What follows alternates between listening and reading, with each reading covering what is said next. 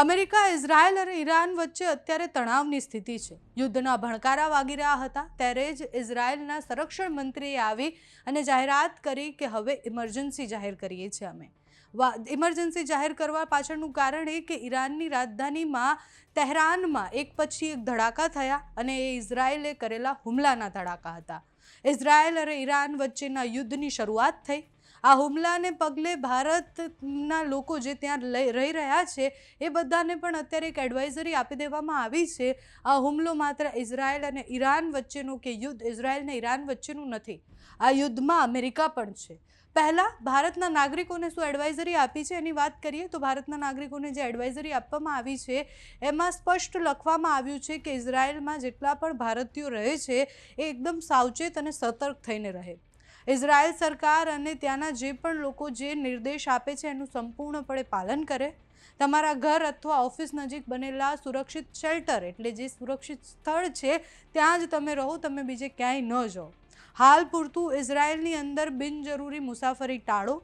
સ્થાનિક સમાચાર અને સરકારી એલર્ટ જે પણ હોય એને એકદમ ધ્યાનથી સાંભળો અને એનું અનુકરણ કરો.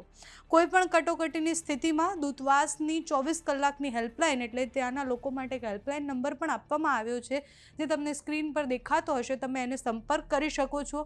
એક ઈમેલ એડ્રેસ પણ આપવામાં આવ્યું છે. જો ઇમરજન્સીના કેસમાં ત્યાં ફોન નથી લાગતા, સર્વિસ બંધ થઈ જાય છે તો તમે મેલ પણ કરી શકો છો. દૂતાવાસ અત્યારે આખી પરિસ્થિતિને એકદમ નજીકથી બધી જ માહિતી સાથે જોઈ રહ્યું છે અને જે પણ જરૂરી માહિતી હશે એ આગળ જતાં ફોલો કરતા રહેશે એવી વાત લખવામાં આવી છે.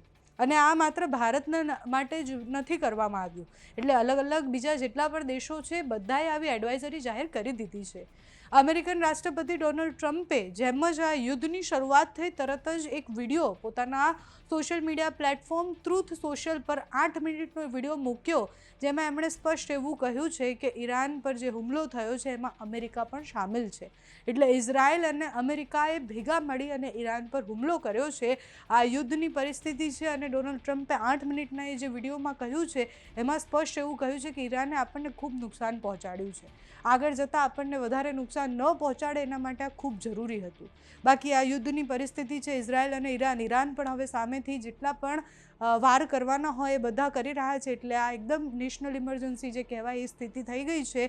ઇઝરાયલે કરેલા 30 હુમલાની સામે ઈરાને પણ હવે શરૂઆત કરી દીધી છે હુમલા કરવાની. આગળ જે પણ અપડેટ આને લઈને આવતી રહેશે તમારા સુધી પહોંચાડતા રહીશું.